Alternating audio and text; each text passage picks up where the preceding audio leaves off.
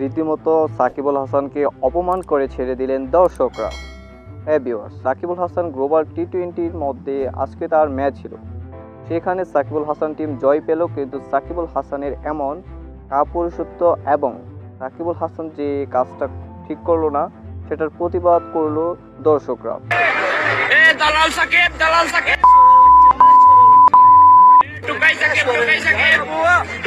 সাকিবুল হাসানকে এই বলে গালি দিল যে এই দালাল সাকিব, টুকাই সাকিব, সাকিব তুই একটা, এসব বলে সাকিবুল হাসানকে অপমান করলো দর্শকরা।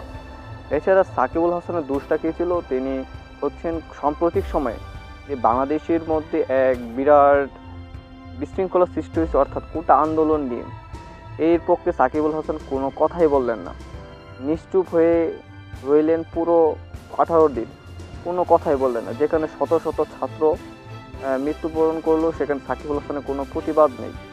এছাড়া সাকিবুল হাসান কিন্তু দেশের হয়ে প্রতিদ্বন্দ্বিতা হয়ে গেলে সেখানে সাকিবুল হাসানের উচিত ছিল সে যেন দেশকে রিপ্রেজেন্ট করে এবং এই প্রতিবাদ করে, যেখানে অন্যান্য ক্রিকেটাররা সকলেই প্রতিবাদ করে, সেখানে সাকিবুল হাসান নিশ্চুপ ছিল।